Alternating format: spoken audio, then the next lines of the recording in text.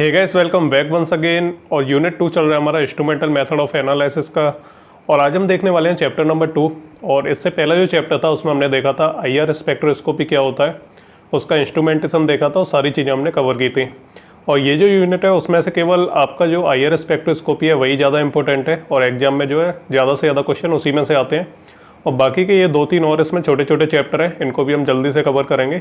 तो एक आध क्वेश्चन अगर इनसे आ जाए तो आ जाए, अदरवाइज क्या है आईआर स्पेक्ट्रोस्कोपी से ही ज़्यादातर क्वेश्चन आते हैं, तो उस पर आपको ध्यान देना है। तो चलिए इसे भी हम कवर करेंगे, समझ लेते हैं इसे, क्योंकि आपके जीपैट वगैरह में क्या है इसमें से 2-4 क्वेश्चन आ जाते हैं। इसलिए क्या ये कॉम्पिटिशन के लिए बहुत इंपॉर्टेंट है और सेमेस्टर एग्जाम में इनमें से बहुत कम पूछा जाता है।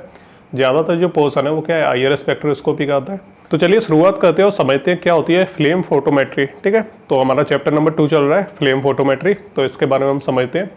तो इसे समझने के लिए मैं क्या आपको डायग्राम दिखा देता हूँ, क्योंकि ये जो थ्योरी है इसे तो आप खुद भी पढ़ लोगे और इसे मैं अभी आपको समझा भी दूंगा। लेकिन डायग्राम से क्या है एक ही बार में जो पूरा कॉन्सेप्ट है या जो पूरा जो चैप्टर है वो आपके समझ में आ जाएगा कि ये बोल क्या रहा है, किस बारे में ये चैप्टर। तो यहाँ पे है हमारा ये डायग्राम। तो डायग्राम मैंने ठीक ठाक बनाने की कोशिश की, हालांकि मेरे पे ज़्यादा अच्छे डायग्राम बनते नहीं है, लेकिन चलो समझते हैं हम एक एक करके कि क्या कुछ है इसमें।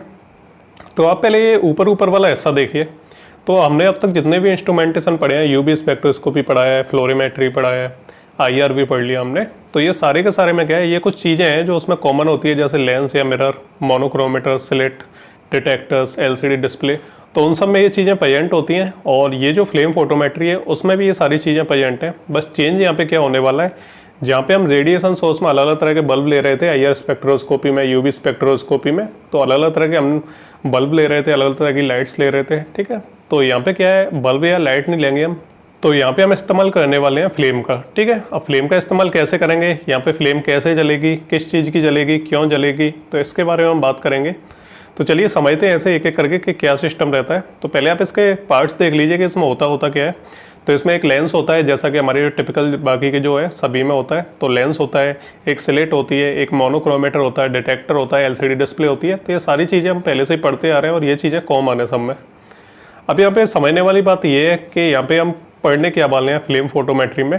तो यहाँ पे जो फोटोमेट्री है वो हम फ्लेम की करने वाले हैं। तो यहाँ पे हम देख रहे हैं कि यहाँ पे जो सबसे नीचे आप देख रहे हैं ये सैंपल रखा हुआ है यहाँ पे, और यहाँ पे हम एनालिसिस करते हैं किस चीज़ का, यहाँ पे हम क्वांटिटेटिव एनालिसिस करते हैं। मान लीजिए यहाँ पे कोई सैंपल प्रेजेंट है और इस सैंपल के अंदर क्या है, कोई मेटल है, कोई एलिमेंट है। ठीक है, तो हमें इसका पता लगाना है कि उसके अंदर कौन सा एलिमेंट प्रेजेंट है।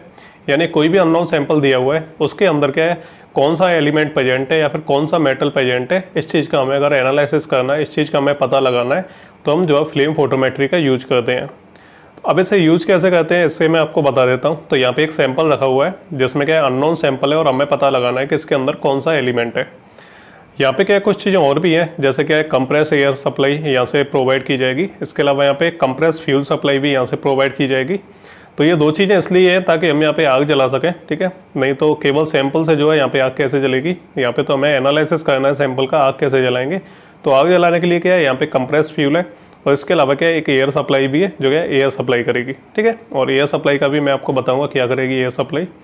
तो सबसे पहले जो सैंपल है वो यहाँ से क्या है निकल के जाएगा और यहाँ पे एक ऑटोमाइजर लगा हुआ है जो क्या करेगा, जो साइज होता है एटम्स का उनको क्या है कम ज़्यादा करेगा। तो जो ऑटोमाइजर रहता है उसका यही काम रहता है। यहाँ से सैंपल निकल के क्या है मिक्सिंग चैम्बर में पहुँचेगा और मिक्सिंग चैम्बर में जाके किस चीज़ के साथ ये मिक्स होगा, यहाँ से सैंपल पहुंचा मिक्सिंग चैम्बर में और यहाँ से क्या है हमारा जो कंप्रेस फ्यूल है वो भी पहुंचा हमारे मिक्सिंग चैम्बर में। ठीक है, तो दोनों चीज़ें हमारी कहाँ पहुंचेगी, मिक्सिंग चैम्बर में। अब यहाँ से क्या है एयर की सप्लाई की जाएगी और जो एयर की सप्लाई है वो क्या करेगी मिक्सिंग चैम्बर में क्या है दोनों चीज़ों को अच्छे से मिक्स कर देगी। ठीक है, जो सैंपल हमारा पहुँचा है और जो हमारा फ्यूल पहुँचा है, जब ये दोनों यहाँ पे पहुँच जाएंगे एयर से क्या है इसे अच्छे तरीके से मिक्स किया जाएगा और इसके बाद क्या है इसे ऊपर यहाँ पे पास करेंगे और यहाँ पे क्या एक बर्नर लगा हुआ है यहाँ पे। ठीक है, अब बर्नर क्या करेगा, जैसे ही बर्नर जलेगा तो इसमें से ये दोनों का जो मिक्सचर है वो यहाँ पे क्या है जलने लगेगा। जो सैंपल और हमारा जो फ्यूल है उसके हेल्प से क्या है जो मिक्सर है हमारा इसमें वो क्या है यहाँ पे जलने लगेगा और एक तरीके के यहाँ पे फ्लेम बन जाएगी। ठीक है, यानी आग की तरह जलने लगेगा। अब यहाँ पे हम एनालिसिस करेंगे इस आग का, यानी ये जो फ्लेम है इसका हम एनालिसिस करेंगे। तो चलिए अब थोड़ा थ्योरी की तरफ देखते हैं और उसके हिसाब से जो समझते जाते हैं कि किस तरह से जो है एनालिसिस करना है और कैसे पता चलेगा कौन सा एलिमेंट है। चलिए तो सबसे पहले हम बात करते हैं कि फ्लेम फोटोमेट्री हम क्यों करते हैं। तो जब भी कोई अननोन सैंपल होता है उसमें क्या हमें पता नहीं रहता कि कौन सा इसके अंदर एलिमेंट प्रेजेंट है या फिर कौन सा इसमें मेटल है। तो उसके लिए क्या करते हैं हम फ्लेम फोटोमेट्री करते हैं।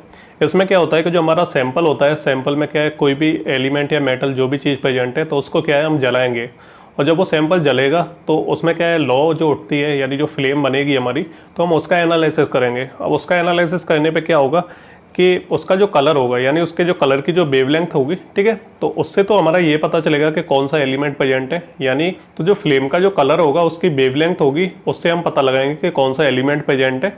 और कलर की जो इंटेंसिटी होगी यानी कितनी तेज है, यानी वो कलर क्या है, कितना तेज है, ठीक है, तो इससे हम पता लगाएंगे कि कितना अमाउंट प्रेजेंट है एलिमेंट का। तो ये दो चीज़ें आपको याद रखनी है कि जो वेवलेंथ होगी कलर की, उससे हम पता लगाएंगे कौन सा एलिमेंट है, और इसके अलावा कलर की जो इंटेंसिटी होगी इससे हम पता लगाएंगे कि कितने अमाउंट में जो एलिमेंट है वो प्रेजेंट है। ये दोनों चीज़ें आपको याद रखनी है। तो जो फ्लेम फोटोमेट्री होती है वो बेस्ड होती है एमिशन के ऊपर, कि यानी जो मॉलिक्यूल्स होते हैं या फिर जो भी हमारे फ्री इलेक्ट्रॉन्स हैं, जब वो ग्राउंड स्टेट से एक्साइटेड स्टेट में पहुंचते हैं, उसके बाद जब वो एनर्जी को लूज करते हैं और फिर वो क्या है एक्साइटेड स्टेट से ग्राउंड स्टेट पे आते हैं, तो उसके बीच में क्या है उसका एनालिसिस किया जाता है। यानी जो हमारे इलेक्ट्रॉन्स हैं वो अपनी एनर्जी को लूज करके जब वापस से जब ग्राउंड स्टेट पे आएंगे तो उस टाइम पे हम जो एनालिसिस करेंगे तो उसे हम बोलते हैं एमिशन स्पेक्ट्रोस्कोपी, ठीक है, यानी इलेक्ट्रॉन जो लाइट को एमिट कर रहे हैं, ठीक है, तो उस टाइम पे हम उनका एनालिसिस करेंगे। और इसके अलावा हम उनकी कैलकुलेशन करेंगे कि वो कितनी ज़्यादा जो लाइट को एमिट कर रहे हैं, उसके हिसाब से क्या है उसकी स्पेक्ट्रोस्कोपी करेंगे, ठीक है। तो ये होती है हमारी एमिशन स्पेक्ट्रोस्कोपी, ठीक है। तो ये चीज़ आपको ध्यान रखनी है, बस कुछ ही पॉइंट है जो आपको याद रखने हैं, बाकी कोई टेंशन वाली बात नहीं है। चलिए अब बात करते हैं इसके प्रिंसिपल की कि ये किस तरह से काम करता है। तो हम क्या करते हैं, सबसे पहले एक सॉल्यूशन बनाएंगे, ठीक है, यानी कोई अननोन सैंपल लेंगे, उसमें क्या है कोई भी मेटल सॉल्ट वगैरह उसमें प्रेजेंट होगा, ठीक है। ऐसा हम कोई सॉल्यूशन लेंगे जिसका हमें जो आइडेंटिफिकेशन करना है, जिसका हमें एनालिसिस करना है, और उसमें क्या है कोई ना कोई मेटेलिक सॉल्ट होगा, तो हमें पता लगाना है कि उसके अंदर कौन सा जो मेटेलिक सॉल्ट है, कौन सा मेटल है, कौन सा एलिमेंट प्रेजेंट है। तो सबसे पहले हम इस तरह का एक सॉल्यूशन लेंगे, ठीक है। उसके बाद हम क्या करेंगे, उसे हीट करेंगे, यानी हम क्या उसे जलाएंगे अच्छे तरीके से। और जलाने का तरीका मैंने आपको बताया था कि हम क्या है जो कंप्रेस फ्यूल रहता है उसकी हेल्प से हम क्या करते हैं, जो हमारा सैंपल रहता है उसको हम जलाते हैं, और जब फ्लेम बनती है हमारी तो हम उसका एनालिसिस करते हैं। तो उसके बाद क्या होगा, हम उसे जलाएंगे, तो फिर क्या होगा, हमारा जो सॉल्वेंट होगा यानी कि जो भी हमारा सैंपल होगा उसमें दो चीज़ें प्रेजेंट होंगी, कोई ना कोई मेटेलिक सॉल्ट होगा और उसमें क्या सॉल्वेंट होगा, जो कि हमारी लिक्विड फॉर्म में जो पूरा हमारा जो सैंपल होता है। तो ये सॉल्वेंट होगा वो तो क्या है हमारा वेपराइज हो जाएगा, जो उड़ जाएगा हमारा, और एंड में क्या बचेगा हमारा सॉलिड सॉल्ट बचेगा। यानी क्या मेटल, जैसे क्या करेंगे आप पानी में अगर नमक को घोल के जब आप उसे गर्म करोगे तो जो पानी है वो उड़ जाएगा, जो नमक है वो तले में रह जाएगा। इस तरह से क्या है जो सॉल्वेंट होगा वो तो उड़ जाएगा, जो मेटेलिक सॉल्ट होगा वो क्या है उसमें रह जाएगा नीचे तले में।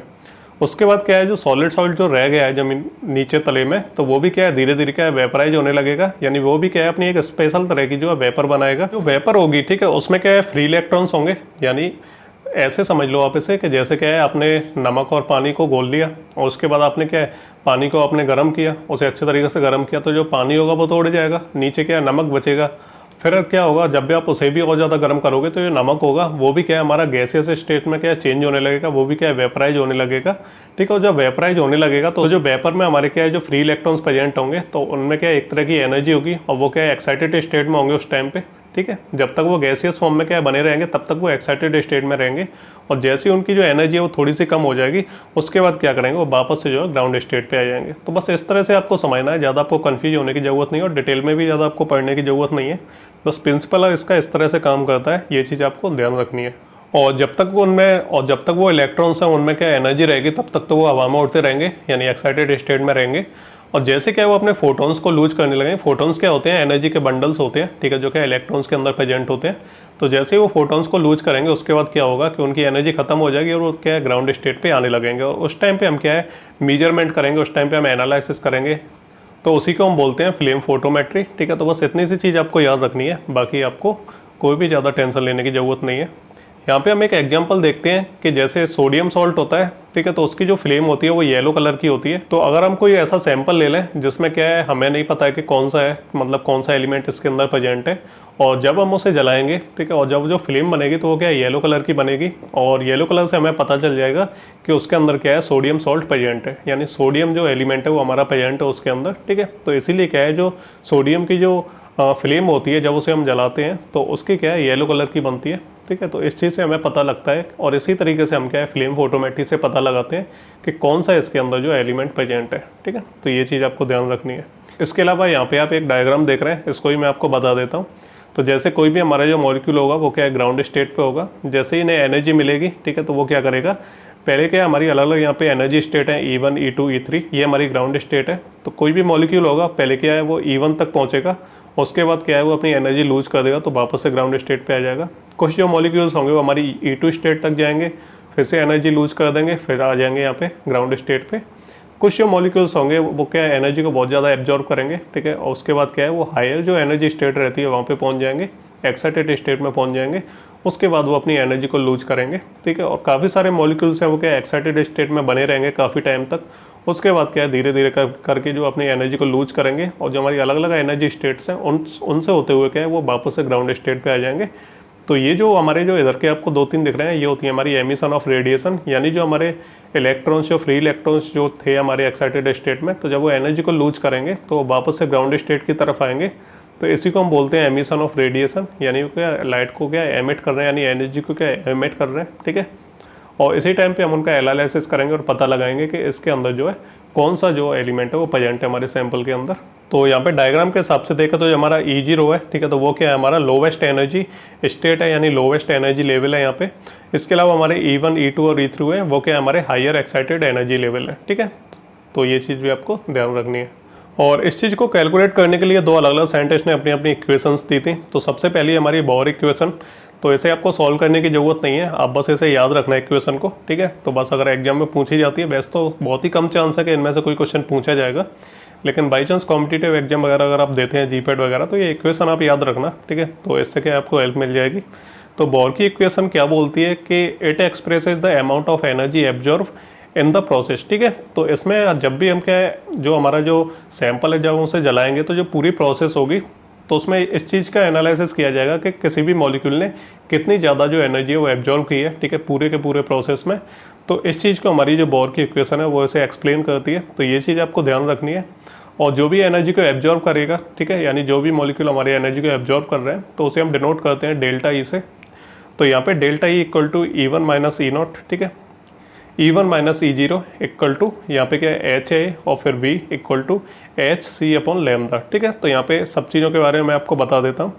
तो E तो हमारा वही है एनर्जी एब्जॉर्ब, ठीक है। और इसके अलावा हमारी जो E1 ये हमारी हायर एनर्जी स्टेट है। इसके अलावा E0 हमारी वो ग्राउंड स्टेट है। और यहाँ पे हम बात करें C की, तो C यहाँ पे क्या है वेलोसिटी ऑफ लाइट, V क्या है हमारी फ्रीक्वेंसी, H क्या है यहाँ पे हमारा प्लैंक कांस्टेंट है, और यहाँ पे लैम्डा जो हमारी वेवलेंथ ऑफ रेडिएशन एब्जॉर्ब, ठीक है। तो इस चीज़ को यहाँ पे जो डिनोट किया गया है। बोर की इक्वेशन क्या बोलती है कि अमाउंट ऑफ एनर्जी एब्जॉर्ब, ठीक है। तो मॉलिक्यूल ने कितनी ज़्यादा एनर्जी को एब्जॉर्ब किया है, ठीक है। तो इस चीज़ का अमाउंट जो है हमें पता लगाना है, तो हम बोर इक्वेशन का यूज करेंगे। इसके अलावा एक और साइंटिस्ट थे, उन्होंने हमारी एक और इक्वेशन दी थी बोल्ट्जमैन इक्वेशन, ठीक है। तो ये चीज़ क्या बताती है कि it signifies the relationship between ground state and excited state atoms, ठीक है। तो ये क्या एक रिलेशनशिप बताता है कि जो हमारे ग्राउंड स्टेट पे जो एटम प्रेजेंट है और हमारी जो एक्साइटेड स्टेट में जो एटम्स प्रेजेंट है, तो उनके बीच की क्या एक रिलेशनशिप को ये सिग्निफाई करता है, एक तरह की उनके बीच में जो है रिलेशनशिप को ये बताता है, एक्सप्लेन करता है। तो इसका जो इक्वेशन है वो हमारी N1 upon N0 equal to GI upon G0, फिर हमारा E, और इसके ऊपर जो है इसकी पावर में minus delta E upon KT, ठीक है। तो सभी चीज़ों के बारे में मैं आपको बता देता हूँ। तो जो N1 है हमारा वो number of atoms in the excited state है। इसके अलावा हमारा N0 है वो ग्राउंड स्टेट पे हमारे जो एटम्स हैं उनका नंबर है। GI अपॉन 0 होता है ratio of statistical waits for excited and ground state, ठीक है। तो ये इस चीज़ को डिनोट करता है। डेल्टा ई हमारा एनर्जी ऑफ एक्साइटेशन है, ठीक है। और इसके अलावा हमारा K equal to Boltzmann constant है और T equal to absolute temperature है, ठीक है। तो बस यही चीज़ आपको याद रखनी है। बाकी इक्वेशन को आप याद रखना कि बोल्ट्जमैन की इक्वेशन क्या है, बाकी इसमें ज़्यादा कुछ भी आपको एक्सप्लेन नहीं करना है। अब बात करते हैं हम इंटरफेरेंस की, ठीक है। तो ये हमारे सिलेबस में प्रेजेंट है, इसलिए हम इसके बारे में ही बात करेंगे। तो इंटरफेरेंस का मतलब होता है कि जब भी हम क्या है कुछ भी एलिमेंट का हम पता लगाते हैं कौन सा एलिमेंट प्रेजेंट है, कितने अमाउंट में प्रेजेंट है किसी सैंपल में, तो उस टाइम पे क्या है कुछ अदर जो एलिमेंट होते हैं वो क्या इस चीज़ को अफेक्ट करते हैं, ठीक है। और हम क्या सही तरीके से पता नहीं लगा पाते कि कौन सा एलिमेंट है और कौन से यानी कितने अमाउंट में प्रेजेंट है। तो इस तरह के जो अफेक्ट को हम जो है बोलते हैं इंटरफेरेंसेस, ठीक है। कि जो अदर जो एलिमेंट उसमें प्रेजेंट होंगे, जिसका मैं एनालिसिस कर रहे हैं वो तो प्रेजेंट हो गई, उसके अलावा जो एलिमेंट्स वगैरह प्रेजेंट होंगे तो वो क्या क्या इफेक्ट डालते हैं, ठीक है। तो उस चीज़ के बारे में हम पढ़ेंगे। तो यहाँ पे जो पहला है हमारा इंटरफेरेंस, तो वो है हमारा स्पेक्ट्रल इंटरफेरेंस, ठीक। तो जो स्पेक्ट्रल इंटरफेरेंस रहता है इसमें क्या होता है कि जो भी हमारा सैंपल है, तो मान लीजिए हम उसका जो एनालिसिस कर रहे हैं, तो हम क्या है उसे जलाएंगे, उसकी क्या एक फ्लेम बनेगी। तो बेसिकली होता क्या है कि एक सैंपल में क्या एक से ज़्यादा भी एलिमेंट प्रेजेंट हो सकते हैं। तो अगर क्या है सैंपल में अगर कंसंट्रेशन हाई होगा तो उसमें क्या है जितने भी तरह के, यानी मान लीजिए 2 तरह के एलिमेंट है उसके अंदर, तो क्या होगा कि जो एलिमेंट्स हैं तो वो क्या ज़्यादा कंसंट्रेशन में होंगे, तो ज़्यादा क्या है उनके जो मॉलिक्यूल्स होंगे ज़्यादा पास पास होंगे, और जब वो जलेंगे तो क्या होगा कि जो लाइंस बनती है हमारी, जो फ्लेम की जो लाइंस बनती हैं रेडिएशन की, तो वो क्या है बिल्कुल पास पास बनेंगी या एक दूसरे को कोलैप्स करेंगी। तो इससे क्या है एक प्रॉपर क्या है हम एनालिसिस नहीं कर पाएंगे कि ये कौन सा एलिमेंट है इसके अंदर प्रेजेंट है। तो अगर ज़्यादा हाई कंसंट्रेशन होगा सॉल्ट्स का, ठीक है, सैंपल के अंदर, तो उसमें क्या होगा कि जो हमारे अलग अलग जो एलिमेंट्स हैं तो उनके एमिशन की जो लाइंस होंगी तो वो क्या है ज़्यादा पास पास होंगी या फिर एक दूसरे को ओवरलैप करेंगी। तो इसकी वजह से क्या होता है कि हम अच्छे तरीके से जो पता नहीं लगा पाते, एग्जैक्ट हम पता नहीं लगा पाते कि कौन सा जो एलिमेंट है वो इसके अंदर प्रेजेंट है। तो पहला हो गया हमारा स्पेक्ट्रल इंटरफेरेंस, ठीक है। दूसरा है हमारा आयनिक इंटरफेरेंस। तो अगर हम सैंपल का जो टेम्परेचर है जब हम उसे जलाएंगे तो अगर बहुत ज़्यादा हाई कर देंगे, तो मान लीजिए कि अगर सैंपल में अगर सोडियम जो मेटल है वो प्रेजेंट है, यानी सोडियम एलिमेंट प्रेजेंट है, तो अगर हम ज़्यादा हाई टेम्परेचर पर उसे जलाएंगे तो उसका क्या है आयनाइजेशन हो जाएगा और वो क्या है अलग अलग टूट जाएगा Na+ में, और इलेक्ट्रॉन जो फ्री इलेक्ट्रॉन्स हैं वो भी हमारे ख़त्म हो जाएंगे, ठीक है। तो इसमें क्या है आपको जो हाई टेम्परेचर नहीं रखना चाहिए, इस चीज़ पर आपको ध्यान देना है ताकि जो आयनाइजेशन है वो एलिमेंट्स का ना हो पाए, ठीक है। और आयनाइजेशन हो जाएगा तो क्या पता नहीं लगा पाएंगे, और उसके जो फ्री इलेक्ट्रॉन्स हैं वो क्या है फ्लोट नहीं करेंगे या फिर जो है वो क्या है एक्साइटेड स्टेट में पहुंच ही नहीं पाएंगे, क्योंकि जो भी मॉलिक्यूल्स होते हैं उनके अंदर जो फ्री इलेक्ट्रॉन प्रेजेंट होते हैं तो वही क्या है जो एक्साइटेड स्टेट में पहुंचते हैं। तो अगर हम ज़्यादा तेज़ी से जलाएंगे सोडियम को तो जो हमारे जो फ्री इलेक्ट्रॉन्स हैं वो क्या ख़राब हो जाएंगे और वो क्या ख़त्म हो जाएंगे। तो क्या है सोडियम का हम पता ही नहीं लगा पाएंगे, क्योंकि जो फ्री इलेक्ट्रॉन्स है जब तक वो एक्साइटेड स्टेट में पहुँच के और वापस वो ग्राउंड स्टेट पर नहीं आएंगे तो हम पता कैसे लगाएंगे इसके अंदर कौन सा एलिमेंट प्रेजेंट है। तो क्या हमें इस चीज़ पे भी ध्यान देना है, तो इसे हम बोलते हैं आयनिक इंटरफेरेंस। तीसरा रहता है हमारा कैटायन एनायन इंटरफेरेंस। तो सैंपल में हमारे कुछ एनायंस भी प्रेजेंट होते हैं जैसे ऑक्जेलेट, फॉस्फेट, सल्फेट, ठीक है। तो ये क्या अफेक्ट करते हैं जो इंटेंसिटी रहती है हमारी रेडिएशन की, तो उसको क्या ये अफेक्ट करते हैं। यानी कोई भी एलिमेंट क्या है रेडिएशन को एमिट करता है तो उसकी जो इंटेंसिटी होती है उसको ये अफेक्ट करते हैं, उसको ये खराब करते हैं, ठीक है। तो कुछ इस तरह के हमारे एनायंस भी प्रेजेंट होते हैं, तो इसे हम बोलते हैं कैटायन एनायन इंटरफेरेंस। और फोर्थ रहता है हमारा कैटायन कैटायन इंटरफेरेंस, ठीक है। तो ये जो इंटरफेरेंस होता है ये क्या स्पेक्ट्रल नहीं होता है और आयनिक भी नहीं होता है नेचर में, ठीक है। तो इसमें कुछ हमारे एलिमेंट होते हैं जैसे एल्यूमिनियम, ठीक है।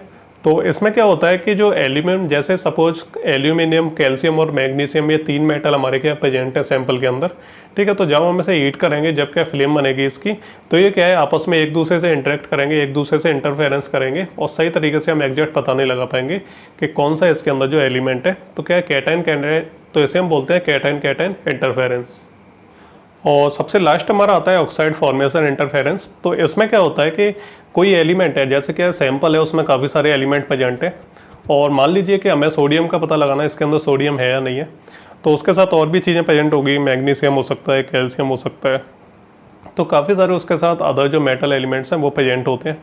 तो क्या है जब उसकी फ्लेम जलती है, ठीक है, जब सैंपल को हम जलाएंगे तो जो फ्लेम बनेगी हमारी, तो वो क्या होगा जो फ्लेम है वो हमारी हवा में ही तो जल रही है। अब हवा में जलने की वजह से क्या है जो एनवायरनमेंट में जो ऑक्सीजन है, ठीक है, तो वो उसके साथ क्या कंबाइन हो जाएगी, जो हमारी फ्लेम है उसके साथ क्या है वो मिक्स हो जाएगी।